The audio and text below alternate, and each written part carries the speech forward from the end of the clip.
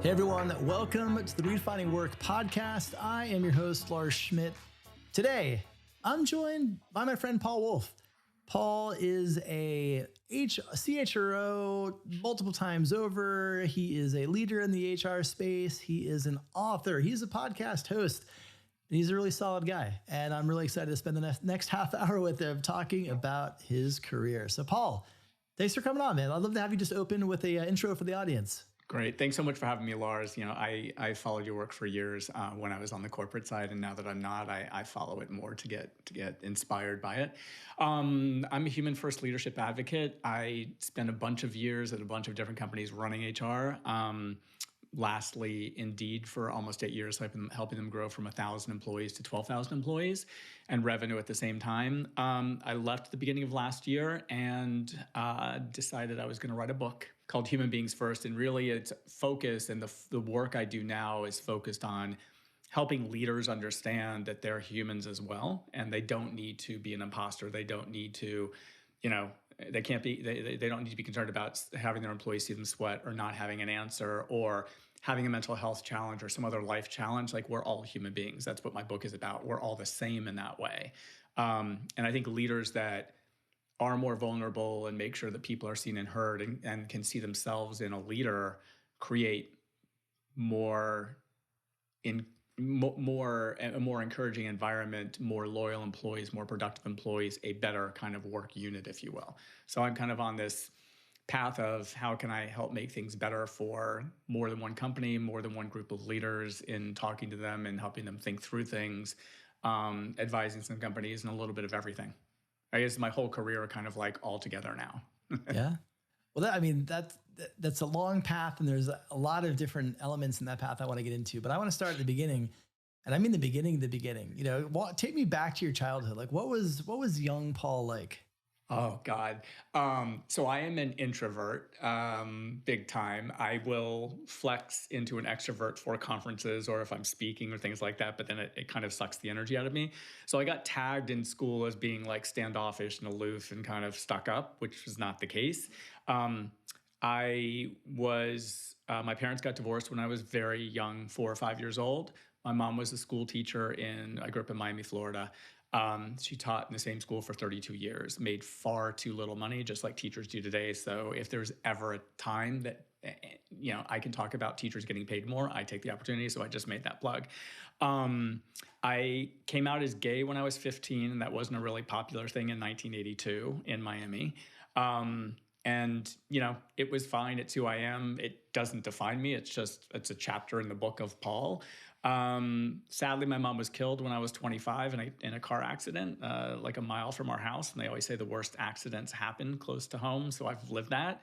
I think that changed my perspective in general on things. Like, I'm not going to miss an opportunity to take a trip or take time off. We talk about self-care and PTO and people not taking PTO, and leaders need to mirror that behavior and show that behavior so their teams mirror it. That's never been an issue for me. Like, I do that. I think it's because I was, at 25 realized like, shit, I could be gone tomorrow, like my mom was. And I want to have a, good life, no matter how long or short it is. I don't know. That's it. I went to University of Miami for a year on a full ride scholarship and quit, and my mom did not appreciate that. There was some pleasant exchange of words between the two of us, but I don't know. I think she expected, and this isn't a dig on her because I appreciate this part of her now that I'm an adult. A's, if there was a B on a report card or on a term paper or something, there was a long conversation about it because she was an educator and it was so important to her. And at that time, college was important. I think it's still important today, depending on the field you're going in. I don't think it's as important, or it shouldn't be as important. But I got through that, and then I finished school, and I ended up becoming a head of HR after being a head of customer service. So I didn't grow up in HR. And then we get to, 20-something years of doing that, and here I am today chatting with you. Yeah. I mean, it's interesting. I appreciate you sharing that. And I appreciate you sharing that about your mom specifically. I think I was 25 when I lost my mom as well. Suddenly she'd been battling multiple sclerosis for over a decade. I'm sorry. So it was a gradual process, but it was, it's interesting hearing you describe that. And I can relate to it in the sense that I think when you're young, and 25 is still pretty young, certainly if you're younger even, but I think then you're an adult, right? Like you're a young adult, but you're an adult, you kind of know, you're still figuring out who you are, but you have a sense of who you are. And that experience, that kind of unique trauma to go through does give you an outlook on life that in time, at least for me, I learned to really appreciate. You know, the fact you mentioned, you know, you'll take the trip, you'll take the PTO. This, you know, I don't want to use YOLO, but I guess, you know, it's a broad audience, so why not? We'll throw it out there. I mean, YOLO, right? Like, no, tomorrow's never guaranteed. It's very true. Never really know, and there's a certain freedom that comes with that. Like, there's a lot of pain, and I don't want to dismiss any of that because that's absolutely real. But I think on the other side of that, there's a bit of this freedom and this different outlook on life that I don't think people who haven't experienced that trauma and loss can appreciate or understand or even connect to in the same way. And I'm wondering if you felt the same way through that tragedy on your end. No, I think you're right. You do a good job of describing it. Like, you don't, like, there's the sad and bad part of it, and we all figure out ways to deal with that. Oddly, mine is, especially when it was more recent, talking about what happened kind of in detail, and that was my way of compartmentalizing, like, getting through it. Yeah. But I think that at first you don't know how it impacts you, because it takes a while, and you got to get through the trauma of what just happened. I was an only child. I lived at home. Like, we had a great relationship. You know, it was like, it's interesting being older now. My husband, unfortunately, lost his mom during COVID, and his dad just a year ago, a couple days ago, actually. And they were both in their late 80s, early 90s. And it's different, but it's still it's still sad. Like, death, sadly, is part of life. But I think about, you know, with his mom, he was battling, it was during COVID, the peak of COVID, and he was like battling back and forth about, do I go? They lived in Columbus, Ohio. We live in New York. Do I go? Do I don't? And I said to him, his name's Drew. I said, Drew, if you don't go, I will go. I said, because if I got the opportunity to spend 30 minutes with my mom before she died, like, that would be golden. Like, I'd give up a lot if I had that opportunity. I'm like, you've got, you know, she was not in hospice yet, but on the way there. And we knew it wasn't much longer. And I said, go. And he's like, but I'm like, drive. It's 9 hours. Like, it's fine. Like, we can quarantine. Like, we'll figure it out. Because we didn't know a lot. It was March of 2020. So it was the beginning of all this. And he did it. And he's like, thank God. Because he got to spend the last 10 days of her life sitting with her. They talked, we're not very religious. His mom and dad were very religious. They're Catholic. He said the rosary and prayers. And even though she wasn't maybe responding facially or with words, you know, she would squeeze his hand and stuff like that. So and then I think it's, you know, the other thing I think it did for me is my mom was not a risk taker. Part of the reason I think she taught in the same school, doing the same thing for 32 years. She loved it also, but she wasn't a risk taker. And I look back and I think somebody asked me the other day, I was visiting a friend, and she's like, do you think you would have written the book or left, you know, a full-time job with a guaranteed paycheck, because I don't have one now. Right. If, you know, your mom were still alive? And I'm like, I don't know. I do think the calculated risk-taking changed a little for me too. Yeah. I also think it makes you a little bit, or it forces you to be a little bit more mature. 25 is still, you're a young adult, but it forces you pretty quickly to become a bit more mature than other people your age, because of like what you're going through and faced with, and just like even the financial part of being the executor of an estate and all that stuff. I don't know. You know, I'd give everything back to be happy to be flipping burgers at a Burger King if my mom were still alive today. You know, that's what I always say to people. It's like, and you know, people who, you know, you'll hear sometimes like, oh, I don't know if I should go home. I don't know. I'm like, go, because you don't know what tomorrow, like for any of us, what tomorrow is. Yeah.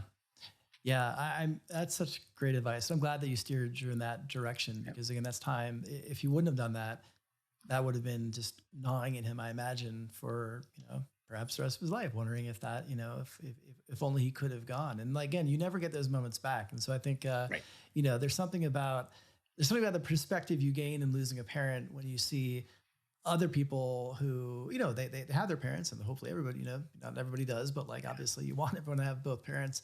But when they, you know, and they kind of have those moments of like, you know, I don't really want to go over there. I don't want to do that. Just go. You can, Like you Just go. can. So go. So yeah. So I appreciate you sharing that. I actually didn't know that we had that in I common did as not well. know that So either. And yeah. we have something, I know something more about you. I love Yeah. this. Okay, this is gonna feel like whiplash because that was a heavy moment. Now we're going to the other side. We're gonna go to a lighter moment. I mean, you've had I followed your career. You walked through obviously the hyper growth at Indeed. You've spent a time through a range of IAC companies, which is kind of where we connected back in the day. Yeah. Looking back over your corporate career, what role did you have the most fun in? I think when I was head of HR at Match.com, for a Yeah, couple reasons. It was, so I was there from, that was an ISC company. I was there from 2003 to 2007. 2003 Match was not a pop culture norm. It was, people were still squirmish about online dating and looking for love online and all of that. And that started to change. And then midway through my time there, we got a new CEO who I just reconnected with a couple weeks ago, after like not really casually chatting on LinkedIn and stuff, but for 15 years. And I didn't remember until we did a Zoom, that I wrote about him in my book, and I didn't use his name. It was an example of how sometimes one very specific thing about how not to be a human first leader. And we were talking, and he's a sweet guy. We were talking, and he's like, I think you're referring to me on page 102. I'm like, wow. oh, He and was it all breaking that kind of down came like a back to Taylor me. I'm Swift like, song. That oh was my God. that's impressive. Yes, but he's like, I think it's a fair representation. He's like, I've grown since then. It was good. He's a good guy. But when he came, you know, his first comment to me in one of our meetings was, so you're the person that hires and fires people for me. So I'm like, all right, like that's one end of the spectrum. Like, let's talk about it. And I think in the 2 years that I was with him, because I went to another IAC company after that, I was asked to go to another IAC company. He moved on that spectrum to realizing like, hey, this guy, like this is an important role and like we need to involve him in these conversations. It was butting heads at first, but we kind of got into this decent rhythm where he basically called me about everything, which is kind of what you want at some point. The other reason I like that job the most is I was given this project of building a new office for Indeed, which is not typical of a head of HR. I've had a real estate report to me since then, but this is the first time I actually got to. And his vision was, your grandmother's house meets the 21st century. So this is like 2003, 2004, 2005. And I'm like, all right. And he's like, it's got to be in the city because we were way out in the burbs. And he gave me, it was like, your project, you run with it. Of course, IAC, Tom McInerney was the CFO at IAC at the time. And so there was a budget involved. If anybody that knows Tom is listening, there's always a budget involved. And we went through that, but it was a really interesting experience. It gave me a lot of appreciation for what the workspace is like and what that environment is like. Not that I didn't have it, but I think I was looking at it through a different lens. So that's probably like the 2-year period that I enjoyed the most. I mean, Indeed's the storied chapter, because it was 7.5 years going from 1,000 people to 12,000 people. First HR leader at the company. It was 9.5 years old and kind of building it basically from scratch. And hiring all of those people only using Indeed. No other. There were a couple retained searches here and there, but there was no other. There was no LinkedIn Recruiter, or no ZipRecruiter, or no anything else. Wow. And so that was also an exciting and interesting time. Little crazy to go. I refer to it as the perfect storm because we were going through hyper growth, and sometimes when companies do that, you see a degradation in culture, uptick in attrition, and we luckily didn't see any of that. And I think a lot of it's the mission. We help people get jobs. You can get everybody rallied around that, and they understand that. But I think those are the two high points. But I liked everything I did for a variety of reasons. Let's okay. I want to take you back to Indeed. This question can apply to any of those 7 years that you were there. Looking back on that experience with the benefit of hindsight, especially thinking about leading them through obviously the level of scale that you did, what are 2 things you got right and 1 thing you got wrong? Oh my God.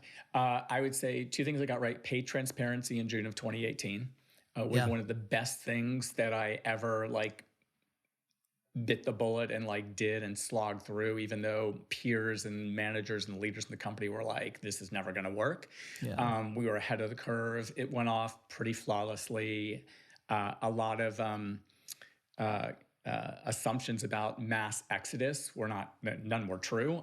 So that was good. I think the other thing is unlimited, or we called it open PTO, but unlimited vacation. It's an easy thing. It's not, and we approach it from the perspective of who hasn't taken time off and why versus how much time are people taking. There's a lot of conversation about unlimited vacation. I think if you approach it in the right way, it is a good thing.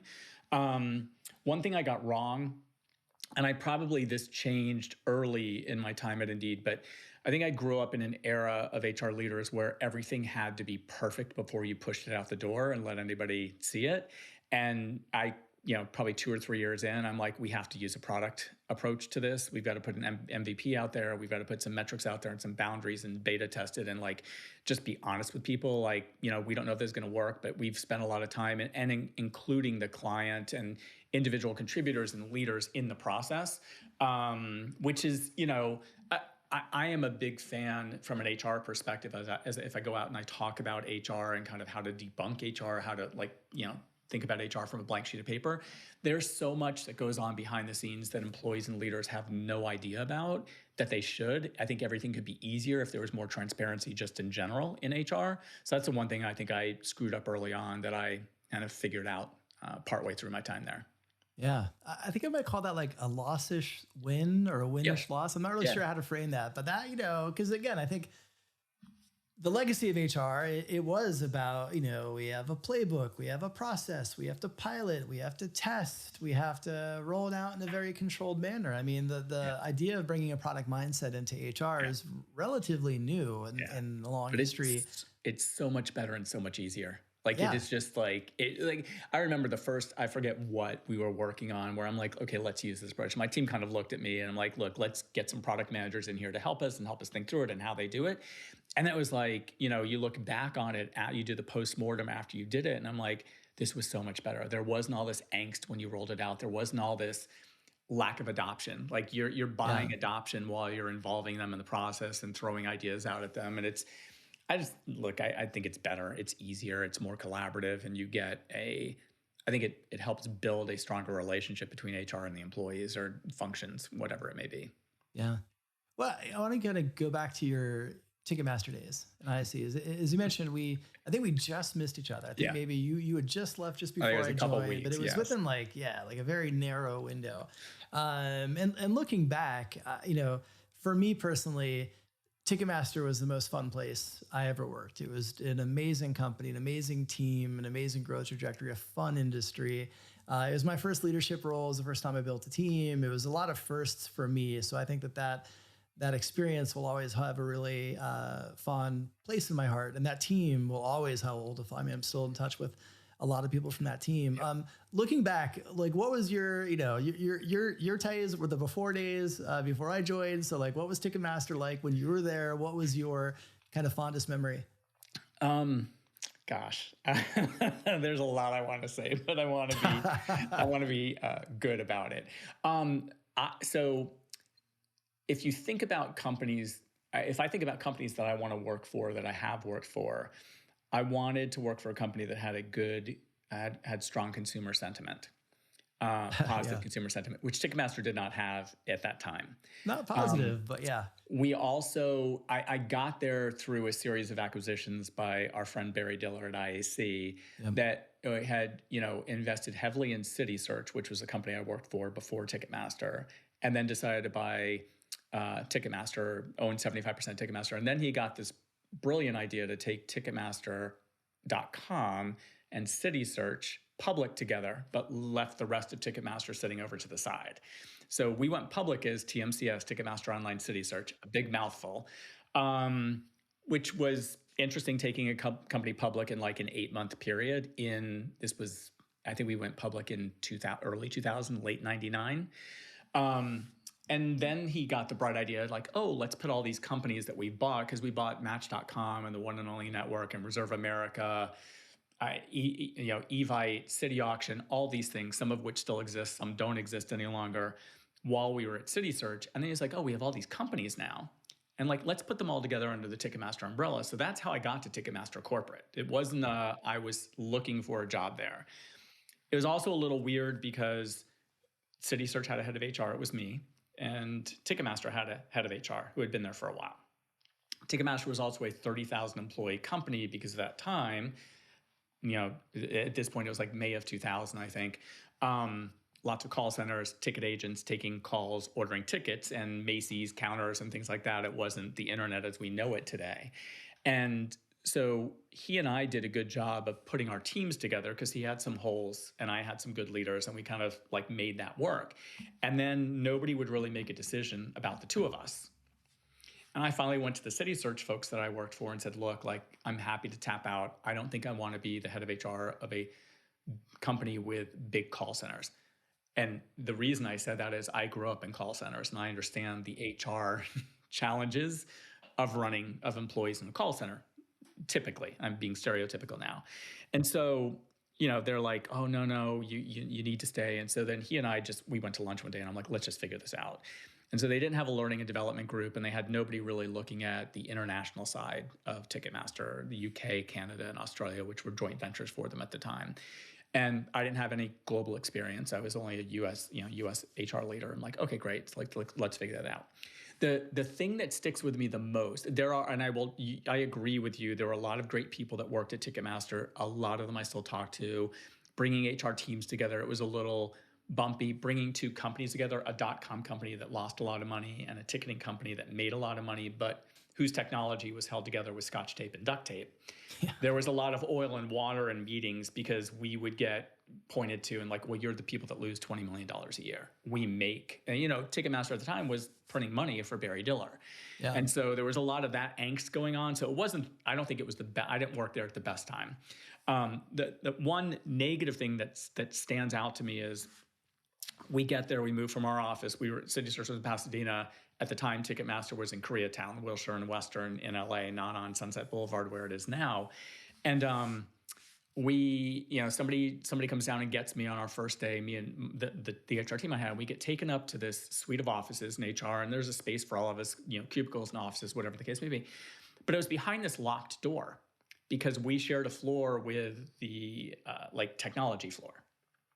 So all of the servers and everything were there. And so I was kind of like, I was getting through my first day and trying to get the lay of the land and trying not to piss anybody off because we were in their home. You're trying to be, and like on my second or third day, I asked somebody, like a Ticketmaster HR person, I said, if an employee wants to come see an HR business partner or somebody in HR to talk about something in a space outside of, their floor, wherever they may be, how do they get here?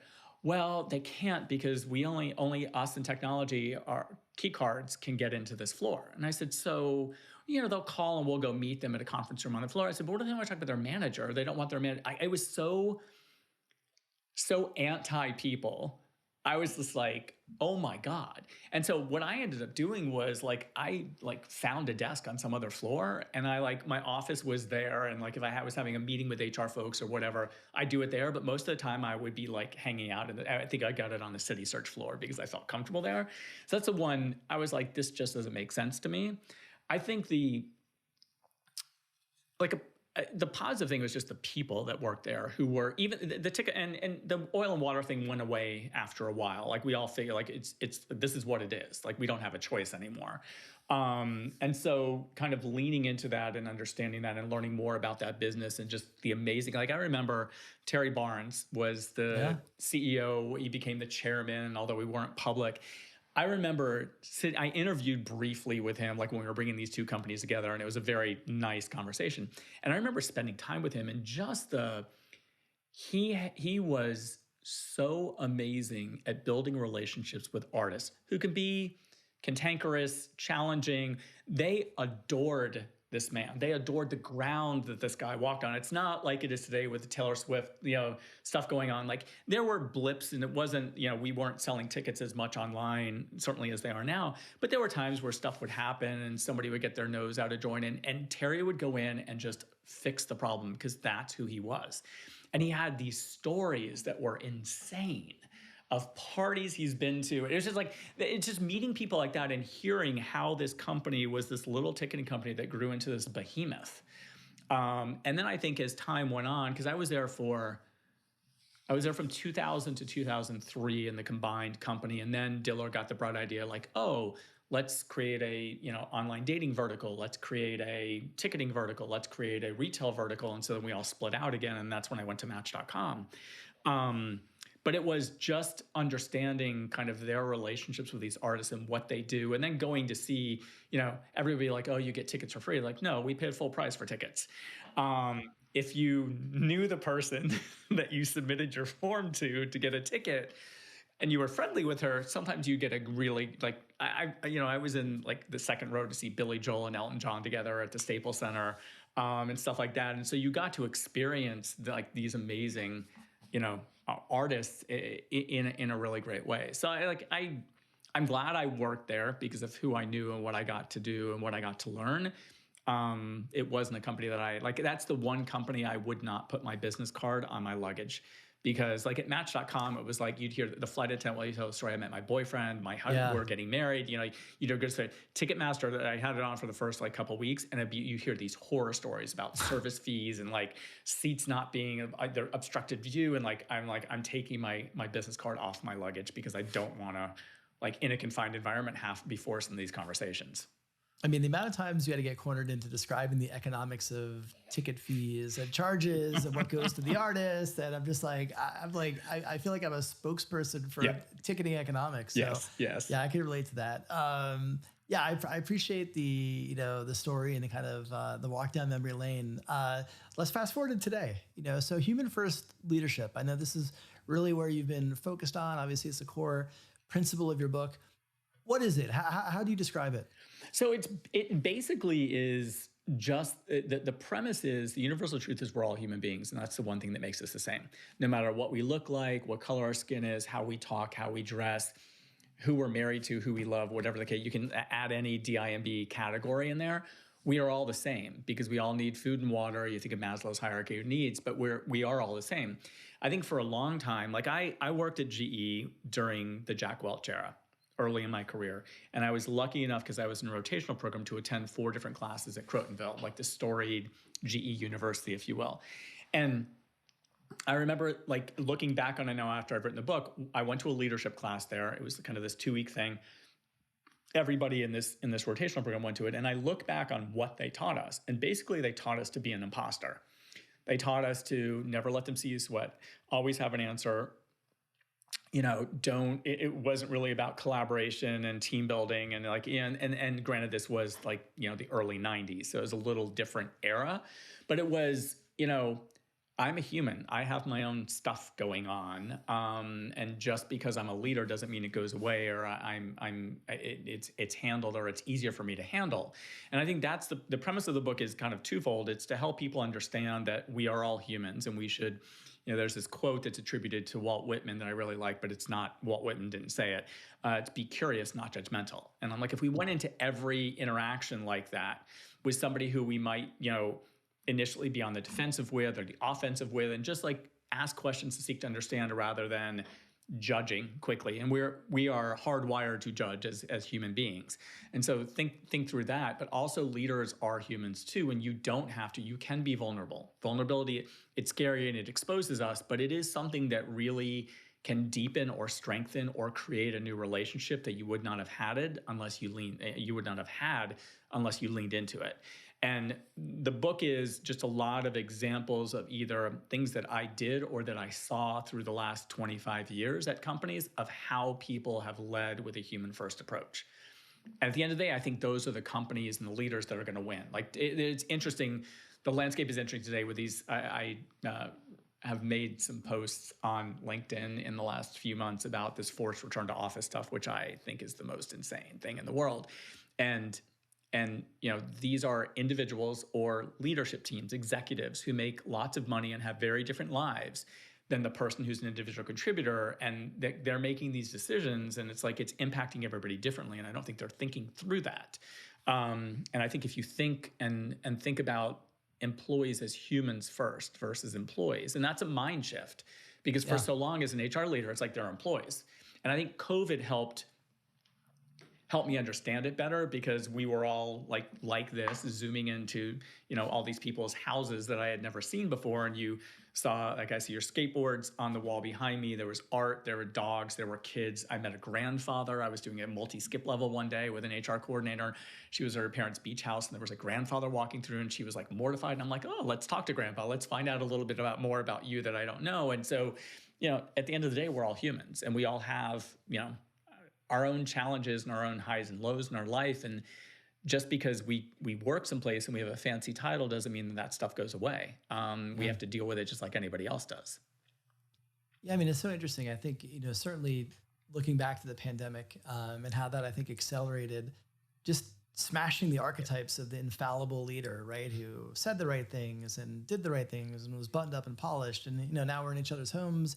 We've seen each other cry. We've seen each other's, highest of highs and lowest of lows in a lot of cases. And I think it's brought a humanity throughout the workforce and leadership included, which I think is really healthy. So I'm glad it's a topic that you're shining a light on and expanding. In terms of, obviously you get into this in the book and you kind of make the connection around building more empathetic leaders. And, there's something I'd love to get your perspective on, because I think, I struggled. I created last year. I created a model for success drivers for a chief people officer, and it had different traits or skill sets or experiences that I felt were essential for success in the role today. And the one area that I got hung up on a little bit was empathy, and I ended up choosing not to use empathy, and I used compassion instead. And my reasoning was, I think that there's, especially going through all the trauma that we have collectively as humans over the last couple of years, there's this expectation sometimes that HR always has to lead with empathy. And, I started to push back on it a little bit, because I'm wondering, if we're in a position where we're carrying our own stuff and we're expected to carry the emotions of all of our employees in every scenario. And I'm not to say you shouldn't have empathy, you absolutely should, but it should be selectively applied, where there's some scenarios where you're being empathetic, there's some scenarios where you're being more understanding and compassionate. But if we kind of set an expectation that all scenarios are empathy, that to me, I just saw that as being a cause, an accelerator for burnout and just some of the struggles and mental health challenges that we have in HR leadership. So, I know this is an area that you go deep in, and I would really love your perspective, because that was just my initial reaction, I think, to some of the conversations that were happening around empathy at the time. I don't know that that's right or wrong. That was just my view, but I would love to get just your perspective in terms of, how you think of the role of empathy specifically for HR leaders. Yeah, no, I mean, I think you're right, and I agree with you. And I think sometimes people use the words interchangeably, but I think that the challenge has been in the pandemic, I think, did a lot of good things. And hopefully companies and leaders will figure that out and how to pull those through to the other side. I think there was a lot of shit and crap that went on that was I remember Q&As, talk about transparency. I remember Q&As the first couple of weeks where, at that point we had probably 10,000 employees, and, our CEO, COO, and I were on every Wednesday. Depending on, we did multiple for EMEA, the US, and APAC. And it was you were chief doctor, chief scientist, chief nurse. And I'm like, there's no data. That was one of our values at Indeed was being data driven. I'm like, there's no data. So our overarching principle is the health and safety of our employees. So that's how I make every decision. And so when they would question a decision, I would just go by if you think there's a safer or healthier way, I'm happy to listen to it, but there isn't. And I think that, that as a leader starts to show vulnerability and other things. But I think the thing that I was talking to somebody who's a new chief people officer at a small company here in Manhattan the other day, and they were talking about how their team is burnt out. And I said, well, that's not surprising, because there's 3 years of a pandemic, basically, that everybody leaned on HR for. And it's not that it wasn't our job, but we were going through the same thing. And I think this is where HR leaders and HR people in general need to think about themselves, and self-care is so important. I go back to, if I wanted to take PTO, I take PTO, and I get that there's never a good time. If you're an HR leader and you've got multiple projects going on, it's that's always the excuse. It's you have to take care of yourself, because if you take on everything from all of your employees, which is part of you got to be compassionate or empathetic depending on the situation. But it's part of the job to listen, and you're dealing with humans. So that's, once you get more than two in a room, you're going to have a disagreement at some point, and you're going to have to mediate and deal with that. Like, somebody asked me, what was it like going from I was a VP of customer service to VP of HR. I didn't grow up in HR like a lot of people, HR leaders did.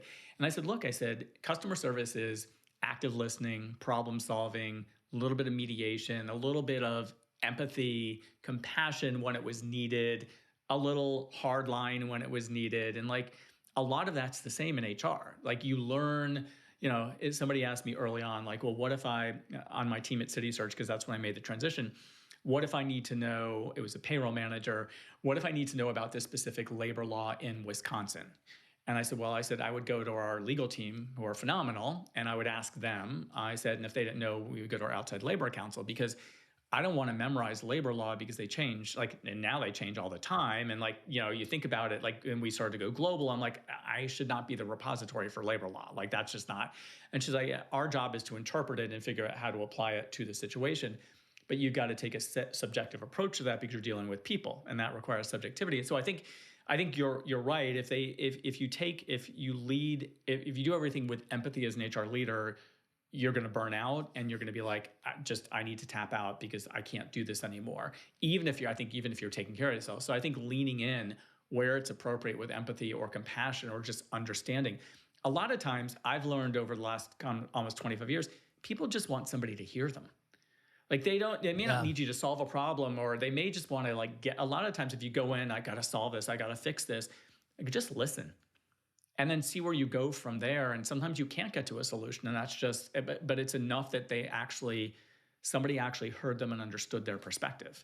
And so I think there are a lot of behaviors and emotions we have as leaders, HR leaders, that we can use to make it a more human first experience for any employee, no matter what the situation is.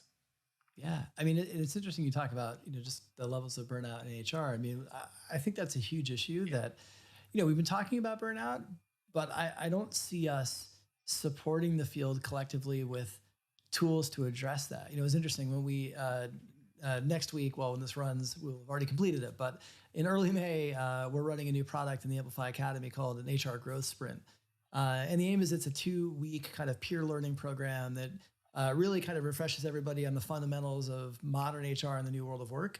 But then there's also a sustainability component to it, because I want to give the students tools to better practice self-care and self-preservation and learn from each other and understand just mechanisms, develop the tools and mechanisms to be able to, because I'd love to say that we're, this period of volatility, we're gonna turn that hill and it's gonna be back to smooth sailing. I don't think it is. No. So if that's the reality that we're in, we need to develop skills. We need to learn how do we effectively manage our own, energy, time, emotions, in a way that allows us to stay in this field. And so I would love to see, some of the resources we're developing, I'm gonna be open sourcing as well, because I think, the field just needs more tools and guidance to help us with that, because that's not something that is typically part of any kind of HR curriculum or developmental programs or hypo, anything. No, and so you'll occasionally see a breakout at an HR conference about self-care and stuff like that, but it's not something, and I think all leaders need it. I think HR leaders probably more than others because of the things that we deal with on a regular basis, but you've also got to find what works for you. Like I started working with this brand and marketing company 6 or 8 months ago, and they're very much into meditation and breathing. For the life of me, I can't focus. My mind doesn't turn off. I have found if I go out, and we're lucky, we have an apartment in the city, but we also have a house about an hour north of the city with some property.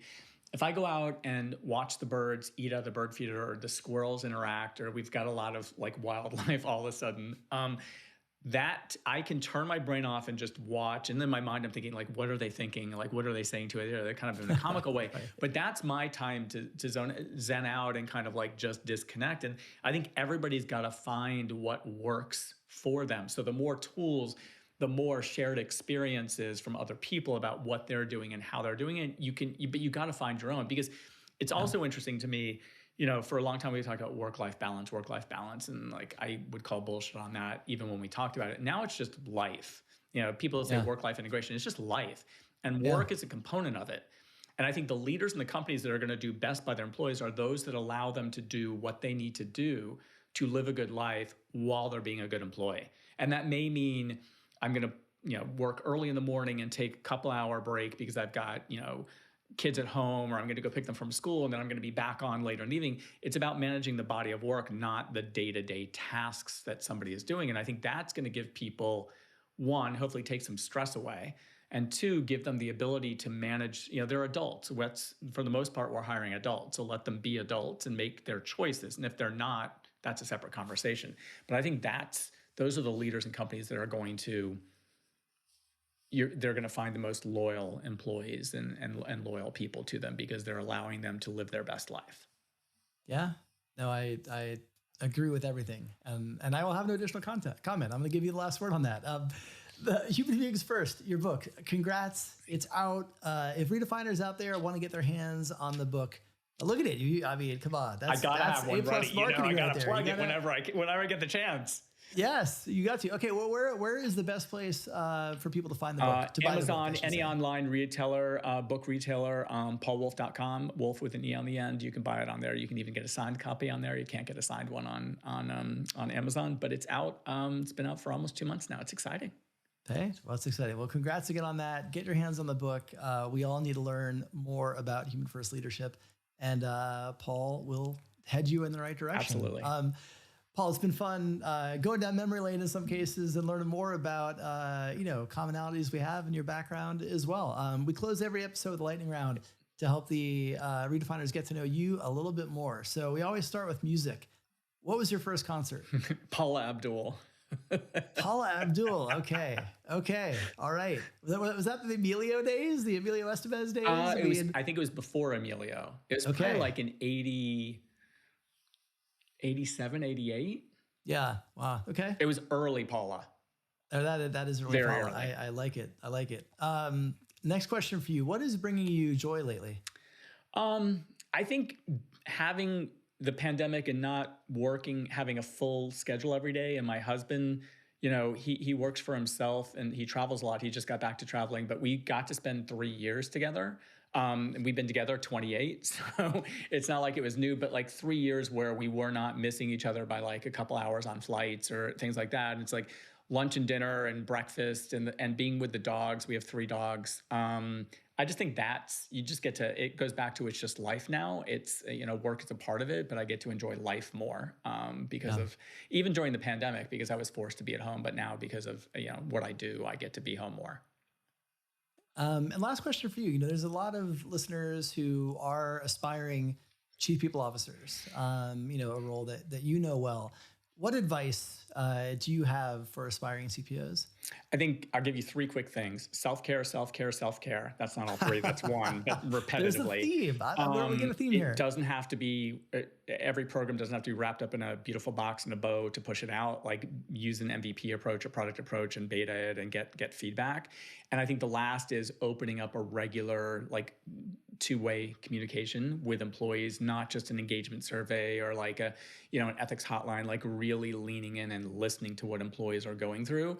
I found for me that was my entire time in Indeed. When I first got there, I started with a bunch of employee focus groups. I traveled to like 7 or 8 offices and did employee focus was like a third of the population, about 350 people. I continued to do employee focus groups throughout my entire time there because getting 10 or 15 people in a room where kind of the rules are what's said in here stays in here, unless you tell me something illegal is going on. Like I do have to put my HR hat on for a minute. They start to talk and they open up, and it's like, I would ask the 4 same questions. What are we doing well? What aren't we doing well?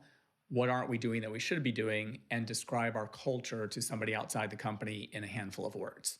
And that was my premise. And I used those same 4 questions. I would, if I was in another CHR role, I would do the exact same thing. But they are there. Sometimes there is this us and them mentality, and it's like they are your best source of information. They are, and if you build that relationship with them and they know they can come to you with stuff, like that is like the holy grail from a chief people officer perspective. So lean into your employees. They're your friends. Yeah.